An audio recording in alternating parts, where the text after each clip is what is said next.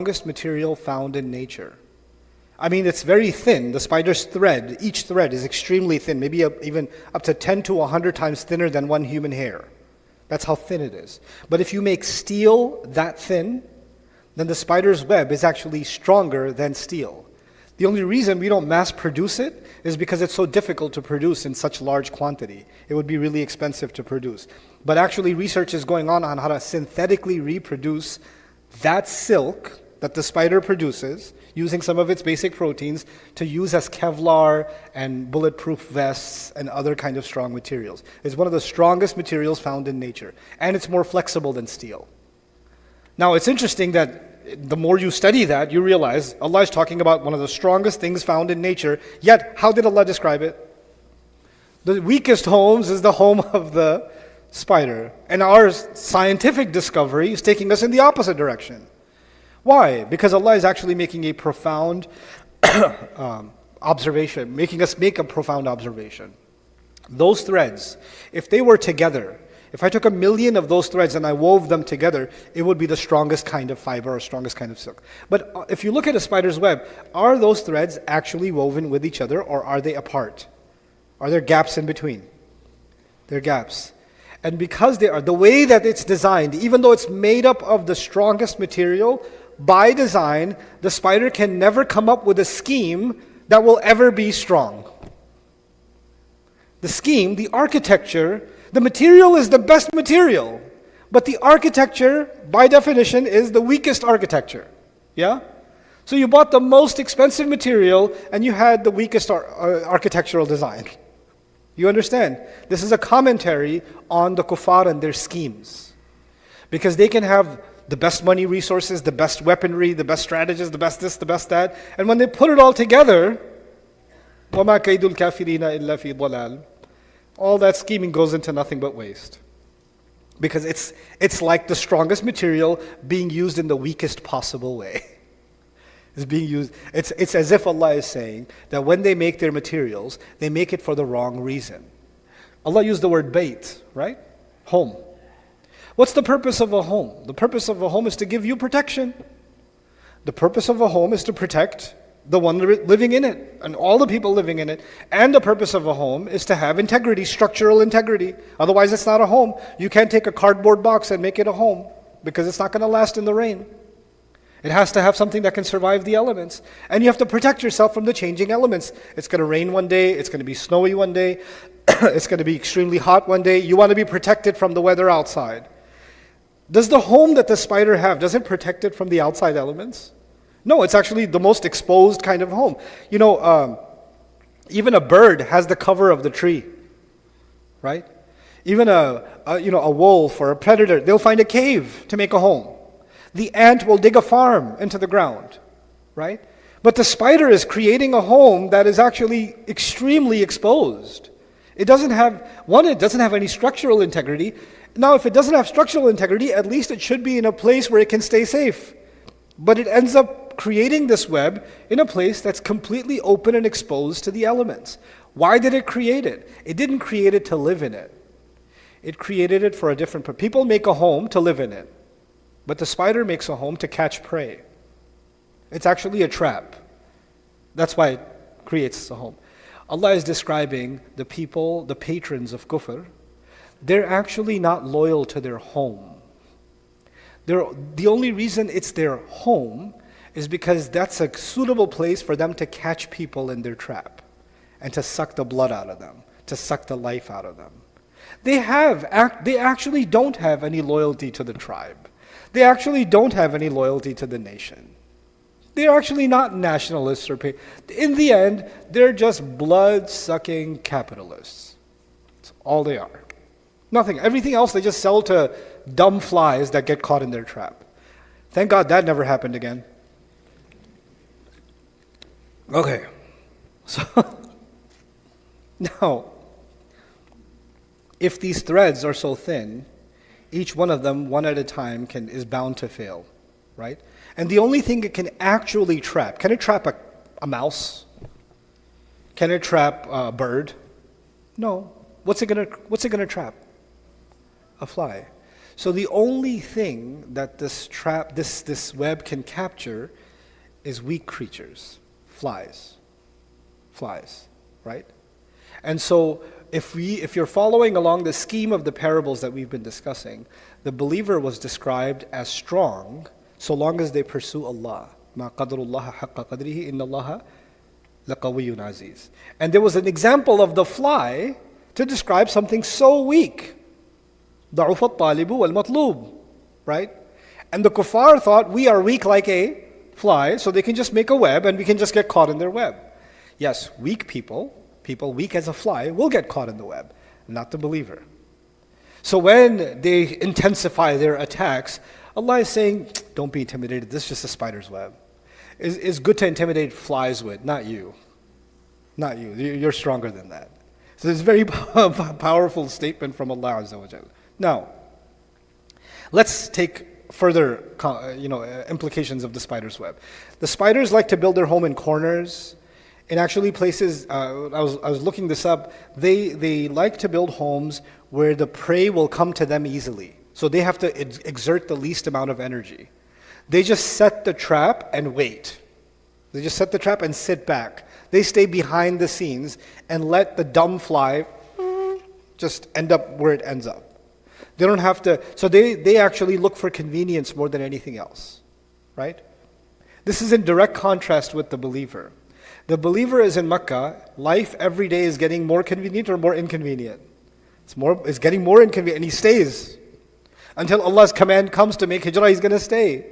He's going to stay loyal to Rasulullah sallallahu alaihi wasallam. She's going to stay and get tortured and still stay, because that is the amr of Allah and His Messenger sallallahu alaihi wasallam. But the spider, by the way, the moment they notice competition or too many spiders nearby, they're not able to catch enough, they collect their web and they fly off or glide off and find another place at high risk and set up shop again and use the same web they used before. Like the kuffar, if they're done manipulating one society, they're like, I think we had enough blood from this place, or there's too many others that are popped up now, let's just pack our bags and go somewhere else. The British Empire had enough of sucking Indian blood, right? Like, oh, let's just go to the Bank of England. Let's just move back. Let's just change our name from the British Empire to the Bank of England. We'll just operate as a bank now. The Roman Empire has sucked enough blood from humanity, like, let's now move our assets into the Catholic Church and just restructure a little bit, right? Same operation, just different name, Same tactics, same strategies, just, restructure a little bit. What the spider does. So Allah is describing, they have no real loyalties. They have no real roots. They claim that this is about our ancestors and about this or that. No, you don't. The spider's web doesn't have deep roots.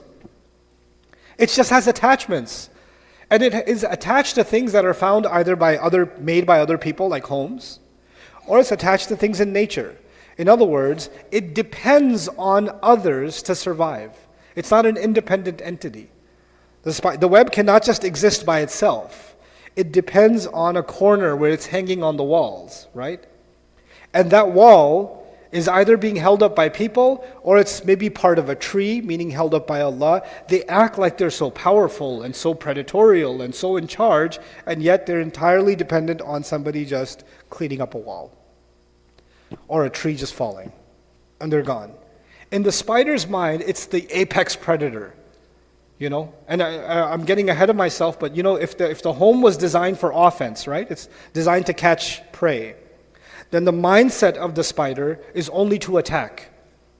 But if you know anything about any combat sports, or any sports at all, or anything in which there's a conflict, war, politics, MMA, boxing, basketball, whatever, any sport in which there are opposing sides, you need to shore up two things. What two things? Offense and defense. You can't just have offense.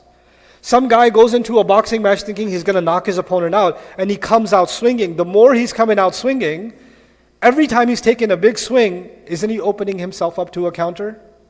Isn't he exposing himself? Right? And when does someone do that? Because they're so confident that their offense is so powerful, nobody messes with me, everybody's scared of me, I'm the spider, everybody else is the fly, I don't need to build a fort.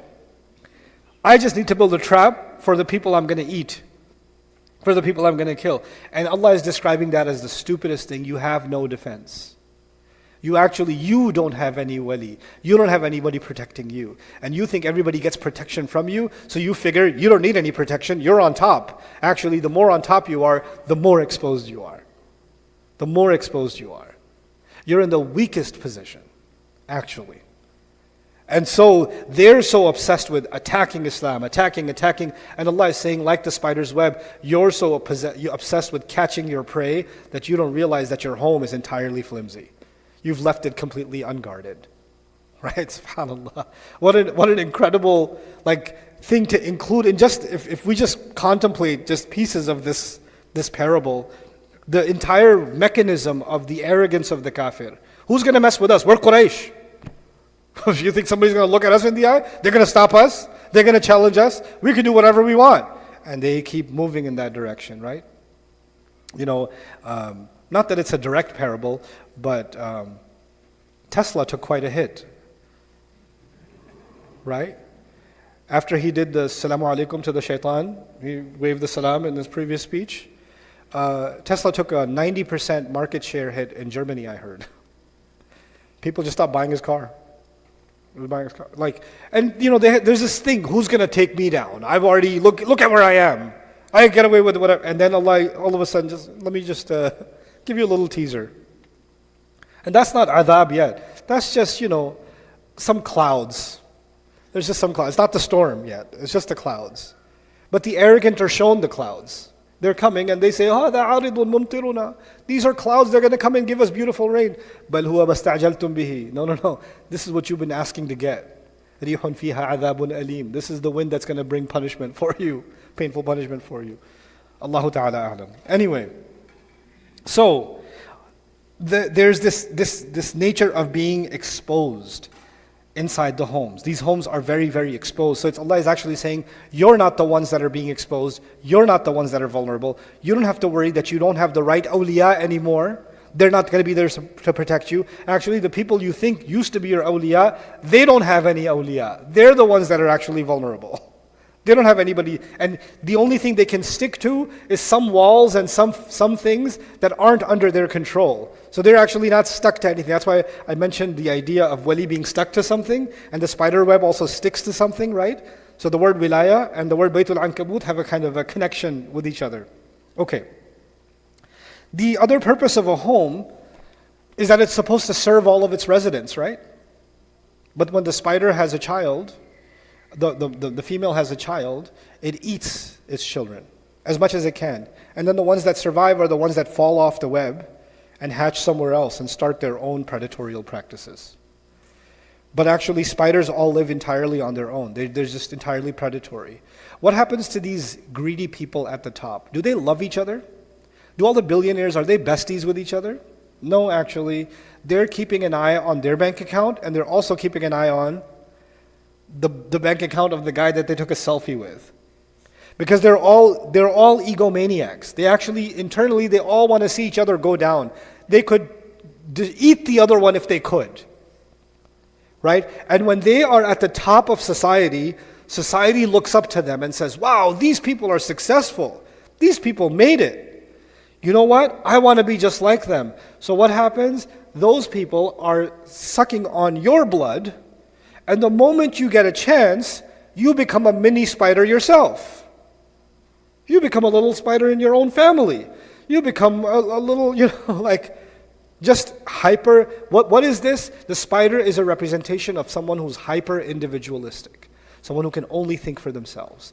Hyper greed. You're not concerned with anybody else. Look at the contrast. Prophets come to a society. They engage with the people for their own benefit or the benefit of the people? The benefit of the people. These people that have other awliya besides Allah, those awliya, are they for your benefit or their own benefit? They're for your own benefit. In fact, one of the ways that I like to read this parable is, Allah is not talking to the mushrikun that they are the spiders. Allah is saying that the people that the mushrikun have loyalty to, they are the spiders, which means the public is just the flies. The public is just caught in the web and they're not seeing it. But we'll get to the public in a minute. So you're not even serving all of your residents, and that shows you that actually inside of these powerhouses, there are deep internal struggles. There are deep internal power strifes. What happens when a billionaire dies? What happens